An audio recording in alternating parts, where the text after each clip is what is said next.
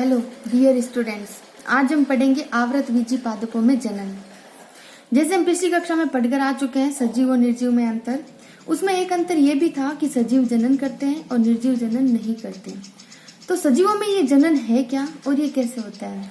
जनन यह एक जैविक प्रक्रिया है जिसमें जीव अपने समान ही संतति उत्पन्न करता है। यानी कि जनन के दौरान जो संतति उत्पन्न होती है या इस प्रक्रिया से जो संतति उत्पन्न होती है वो अपने जनक से रिजेम्बलेंस रखती है, यानी कि समानताएं रखती है। जीव जनन क्यों करते हैं? जीव अपनी पीढ़ी को बनाए रखने के लिए तथा जाति की कंटिन्यूटी के लिए जनन करते हैं। प्रत्येक जीव चाहता है कि उसकी पीढ़ी बनी रहे, उसकी जाति में निरंतरता बनी रहे, उसके सदस्यों की संख्या बढ़ती रहे। जनन के प्रकार, जनन दो प्रकार से होता है, एक अलैंगिक जनन और एक लैंगिक जनन। अलैंगिक जनन में एक ही जनक भाग लेता है जबकि लैंगिक जनन में दो जनक भाग लेते हैं। अलैंगिक जनन में युग्मकों का निर्माण नहीं होता जबकि लैंगिक जनन में युग्मकों का निर्माण होता है। युग्मक जनन इकाइयां होती है जो कि अगुणित प्रकार की होती है और इसमें गुणसूत्रों का एक समुच्चय उपस्थित होता है। जैसे हम उदाहरण के तौर पर लें कि मानव की कोशिका में 46 क्रोमोसोम होते हैं तो वो द्विगुणित कोशिका है, लेकिन मानव के शरीर में निर्मित युग्मकों में 23 क्रोमोसोम होते हैं जो कि एक प्रकार की अगुणित कोशिका है। अलैंगिक जनन में युग्मकों का संलयन नहीं होता जबकि लैंगिक जनन में नर व मादा युग्मकों का संलयन होता है, जिसके परिणाम स्वरूप युग्मनज बनता है। युग्मनज से भ्रूण का निर्माण होता है और भ्रूण से फिर संपूर्ण जीव का विकास होता है। अलैंगिक जनन केवल समसूत्री विभाजन, अलैंगिक जनन में केवल समसूत्री विभाजन पाया जाता है। समसूत्री विभाजन वह विभाजन होता है जिसमें संतति कोशिकाओं में गुणसूत्रों की संख्या मातृ कोशिका के बराबर होती है और लैंगिक जनन में समसूत्री व अर्धसूत्री विभाजन पाया जाता है। अर्धसूत्री विभाजन वह विभाजन होता है जिसमें संतति कोशिकाओं में गुणसूत्रों की संख्या उसकी मातृ कोशिका की आधी रह जाती है। अलैंगिक जनन की प्रक्रिया में संतति अपने जनक के समान होती है और इस प्रकार अनुवांशिक रूप से समान कोशिकाओं को या जीवों को क्लोन कहा जाता है। लैंगिक जनन में जो संतति होती है वो अपने कुछ लक्षण अपने माता से प्राप्त करती है और कुछ लक्षण अपने पिता से प्राप्त करती है, जबकि कुछ लक्षण जो होते हैं वो अलग होते हैं। अलैंगिक जनन में विभिन्नताओं के अवसर बहुत कम होते हैं और इन विभिन्नताओं का कारण उत्परिवर्तन होता है। उत्परिवर्तन कोशिकाओं में होने वाले अचानक परिवर्तन उत्परिवर्तन कहलाते हैं। लैंगिक जनन में अनुवांशिक विभिन्नताएं अधिक पाई जाती है जिनका कारण उत्परिवर्तन हो सकता है, क्रॉसिंग ओवर जीन विनिमय हो सकता है। जीन विनिमय अर्धसूत्री विभाजन की एक घटना होती है। अलैंगिक जनन मुकुलन, खंडन व बीजाणु जनन विधियों द्वारा होता है। इन सभी विधियों का हम आगे के अध्ययनों में आगे के पाठों में हम विस्तार से अध्ययन करेंगे। जबकि लैंगिक जनन जो होता है वो परागण व निषेचन द्वारा होता है। परागण की क्रिया पादपों में पाई जाती है जबकि निषेचन की क्रिया जंतुओं में पाई जाती है।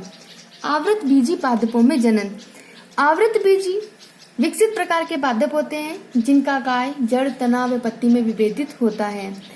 आवृत बीजी पादपों में अस्पष्ट पीढ़ी एकांतरण पाया जाता है।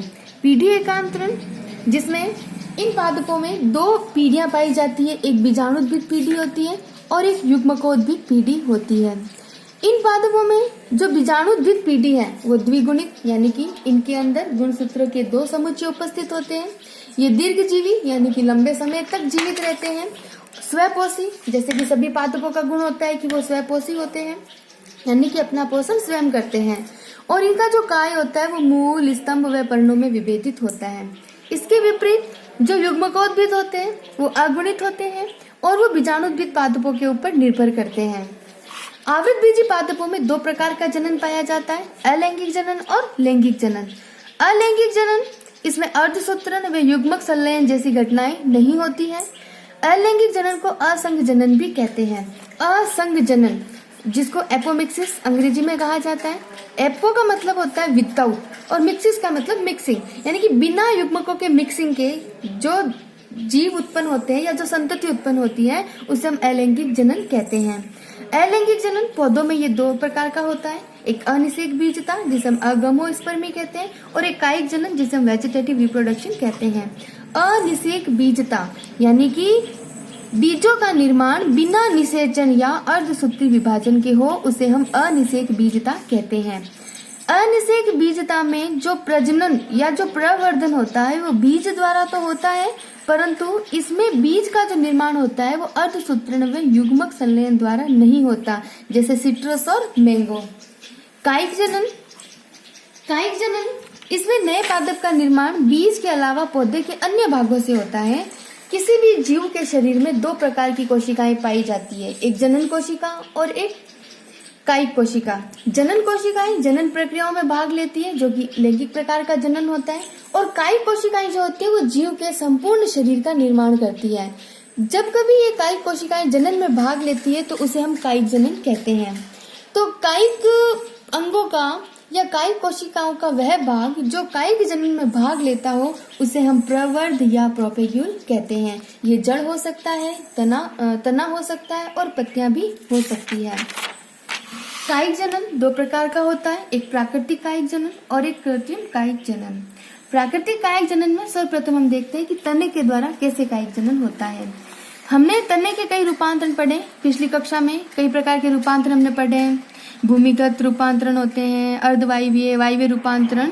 तो उन रूपांतरणों में कुछ हमने याद दे रखे हैं, जैसे प्रकंद, कंद, शल्क कंद, घन कंद, ऊपरी भूस्तरीय और अंत भूस्तरीय।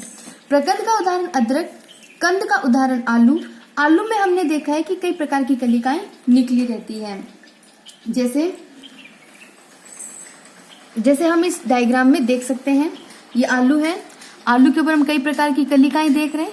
ये सारी कायिक कलिकाएं होती हैं। अगर इन कलिकाओं को निकाल करके जमीन में उगा दिया जाए तो इनसे एक नए पादप का निर्माण हो जाता है।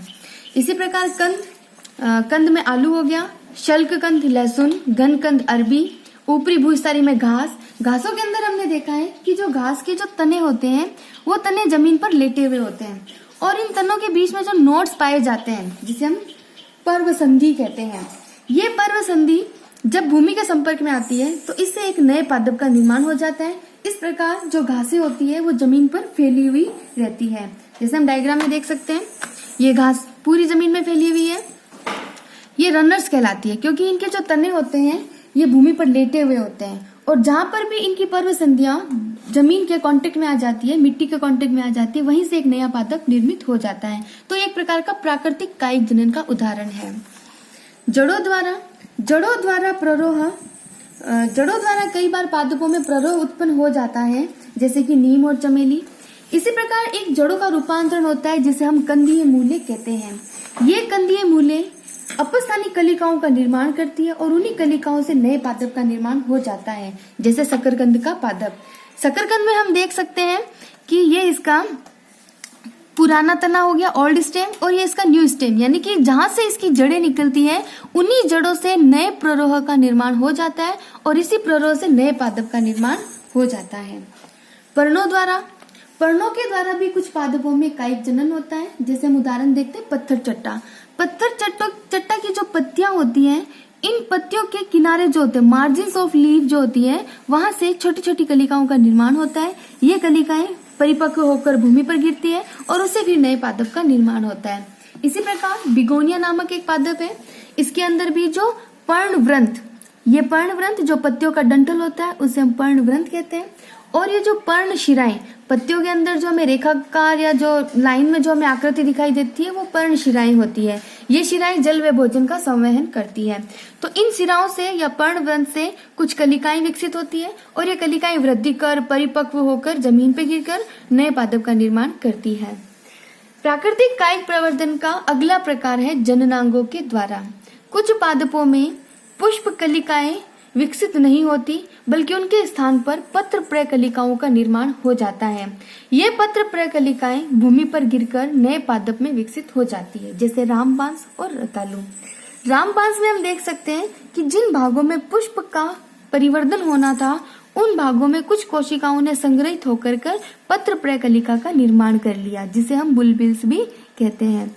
ये बुलबिल्स विकसित होकर भूमि पर गिर जाते हैं और गिरने के बाद नए पादप का निर्माण कर लेते हैं।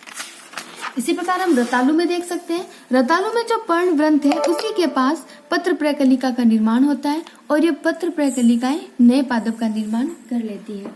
आगे हम लैंगिक जनन और कृत्रिम कायिक प्रवर्तन के बारे में अगले वीडियो में पढ़ेंगे।